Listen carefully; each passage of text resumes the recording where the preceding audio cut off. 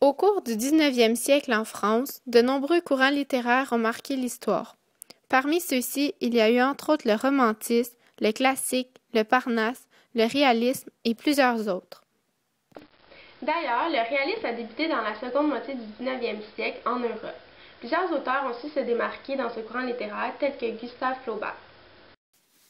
De nombreux romans, pièces de théâtre et poèmes ont été populaires au cours de cette période. Durant cette même époque, un nouveau type d'art visuel, surtout dans les peintures, a aussi vu le jour.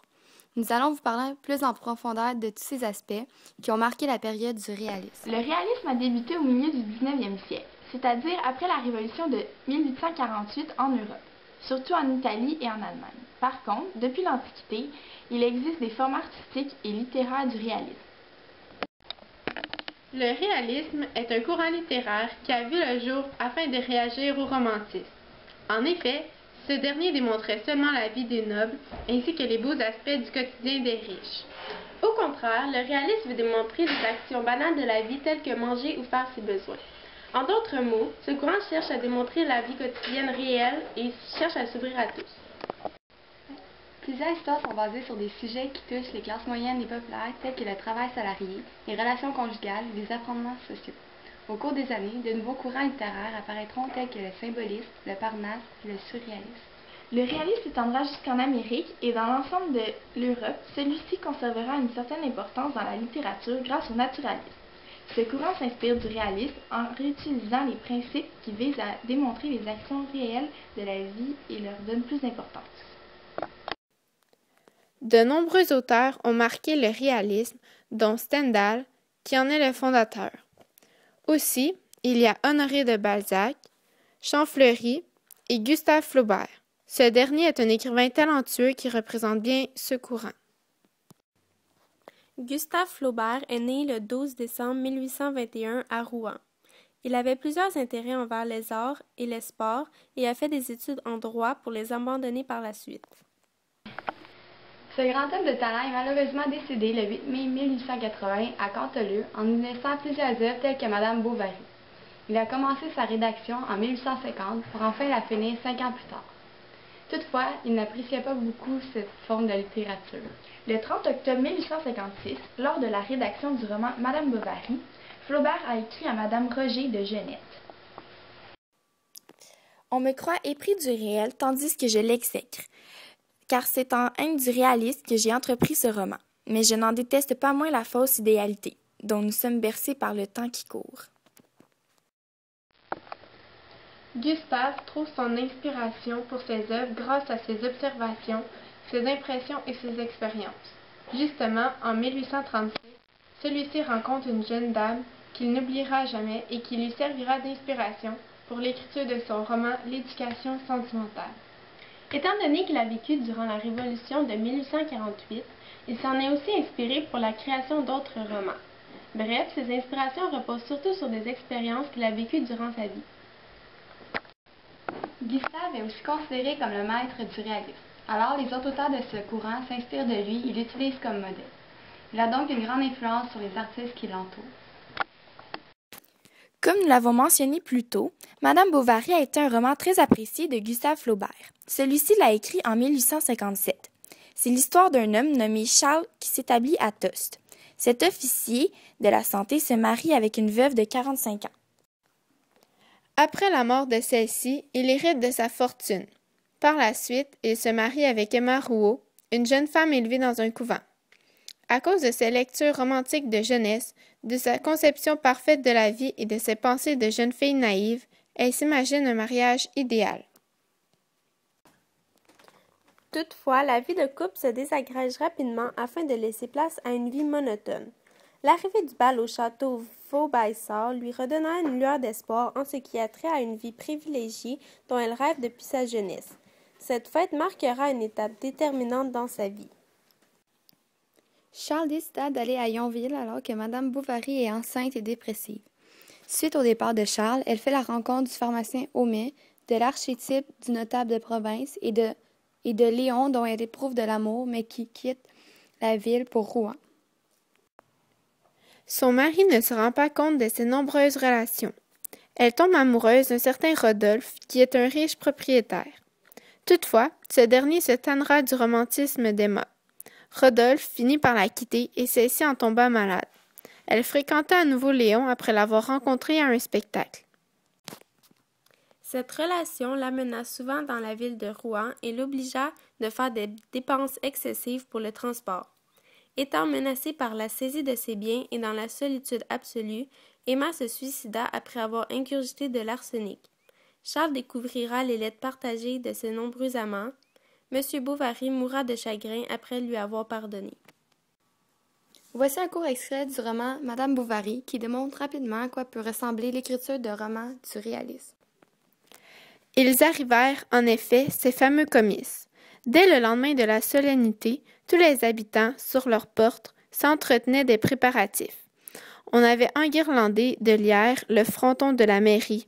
Une tente dans un pré était dressée pour le festin, et, au milieu de la place, devant l'église, une espèce de bombarde devait signaler l'arrivée de monsieur le préfet et le nom des cultivateurs lauréats. La foule arrivait dans la grande rue par les deux bouts du village, et s'en dégorgeait des ruelles, des allées, des maisons, et l'on entendait de temps à autre retomber le marteau des portes, derrière les bourgeoises en gants de fil, qui sortaient pour aller voir la fête. Ce que l'on admirait surtout, c'étaient deux longs ifs couverts de lampions qui flanquaient une estrade où s'allaient tenir les autorités.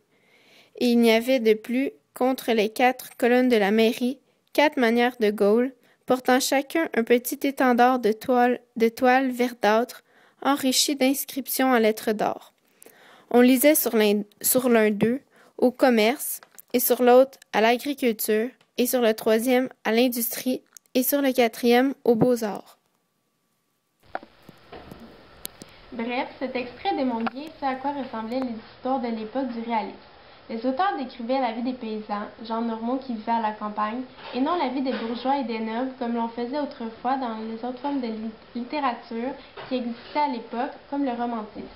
Ce genre d'écriture va chercher un public plus large, étant donné que l'histoire ressemble plus à la vie des gens ordinaires, et ceux-ci s'y intéressent donc plus qu'à une histoire d'un roi français, par exemple. Pour en revenir à l'histoire, les deux personnages principaux sont donc Emma Bovary et Charles Bovary. Madame Bovary était une femme rêveuse et charmeuse parce qu'elle aimait avoir l'attention des hommes. D'ailleurs, elle a eu de nombreux amants durant sa vie malgré qu'elle ait un mari. Celui-ci est un homme insouciant et naïf. Il travaillait et voyageait beaucoup, alors il ne passait pas énormément de temps aux côtés de sa femme. Alors, il n'était pas au courant de ses relations avec d'autres hommes. Il aimait néanmoins beaucoup sa femme, puisqu'il mourut de chagrin suite à la mort de celle-ci. L'histoire du roman se déroule en France, dans la ville de Yonville, située dans la région de Normandie, où vit Monsieur et Madame Bovary.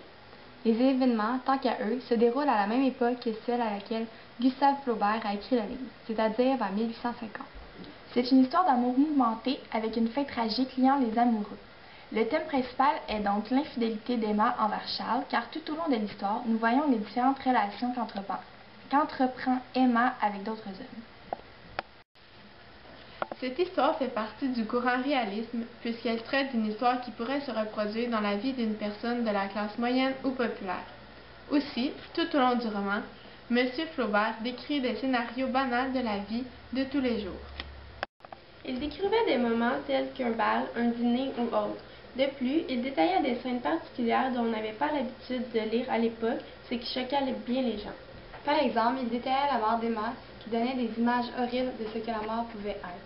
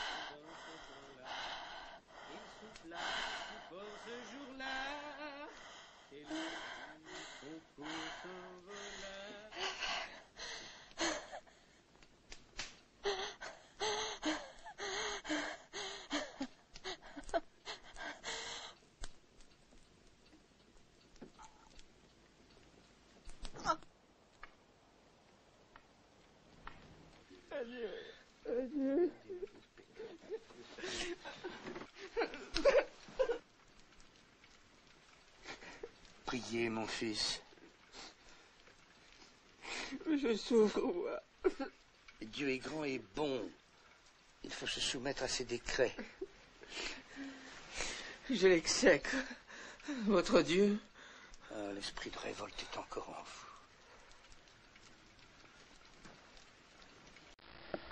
Auparavant, cela était vu comme vulgaire et choquant. Gustave Flaubert s'est rendu en cour pour cela, défendu par l'avocat Jules Sénard. Il était blâmé, selon le juge, d'outrage à la morale publique et religieuse, aux bonnes mœurs et pour du réalisme vulgaire et souvent choquant de la peinture des caractères. Il est finalement acquitté grâce au soutien politique et artistique et à la présence de tous les arguments en faveur de sa cause et de son avocat. Par la suite, son roman connaîtra un incroyable succès en librairie. Le réalisme n'a pas seulement été un nouveau courant littéraire du 19e siècle, il a aussi été un mouvement artistique qui est apparu en France et a débuté entre les années 1840 et 1860. Les peintures de cette forme d'art représentaient des scènes de la vie paysanne typique. Le plus célèbre peintre de ce courant qui a eu un grand impact sur le réalisme était le Français Gustave Courbet, qui a vécu entre les années 1819 et 1877. Plusieurs de ses œuvres font des scandales et surprennent les gens au début, mais Gustave a un très grand talent et une certaine quantité de ses peintures deviennent réputées. Parmi celles-ci se trouve la peinture Un enterrement à Ornans. Lors de la présentation de cette toile au salon de peinture en 1850, Gustave se fait beaucoup critiquer pour la vulgarité de son tableau. On lui reproche de peindre le laid et l'ignoble. Pourtant, on reconnaîtra la qualité de cette peinture plus tard. Comme Gustave a déjà mentionné, peindre cette toile n'a pas été facile, puisqu'elle était très grande avec ses mesures de 315 cm par 668 cm. Voici une de ses citations à ce sujet. Il faut être enragé pour travailler dans les conditions où je me trouve. Je travaille à l'aveuglette. Je n'ai aucune reculée. Ne serais-je jamais cassé comme je l'entends? Enfin, dans ce moment-ci, je suis sur le point de finir 50 personnages de grandeur nature, avec paysage et ciel pour fond, sur une toile de 20 pieds de longueur sur 10 de hauteur. Il y a de quoi crever. Vous devez imaginer que je ne suis pas endormi. Gustave a représenté sur sa toile une scène d'enterrement, car la Révolution avait causé un grand nombre de morts durant ces années, et suite à celle-ci, plusieurs peintres avaient voulu justement reproduire ces enterrements qui survenaient si souvent. Le courant littéraire et le courant artistique du réalisme ont un lien entre eux puisque les deux traitent et représentent des événements ou personnes concrets, réels et existants. On veut laisser de côté la beauté et la fausse perfection des choses. On raconte et démontre la vérité et réalité des choses. La brutalité de l'époque, le monde de la campagne et la vie des pauvres habitants est mis au grand jour avec le réalisme. En conclusion, le réalisme a été une forme de littérature qui a marqué l'histoire. Ce courant a suivi du romantisme, un autre courant littéraire important. Le réalisme représente la vie normale des gens et de la classe moyenne, leur quotidien. Le principal auteur qui s'est démarqué dans ce courant se nomme Gustave Flaubert. Une de ses œuvres la plus connue est le roman Madame Bovary, qui a aussi été adapté pour en faire une pièce de théâtre. Le réalisme a aussi été un mouvement artistique qui a engendré plusieurs œuvres connues. Suite au réalisme, plusieurs autres courants littéraires ont aussi fait leur apparition.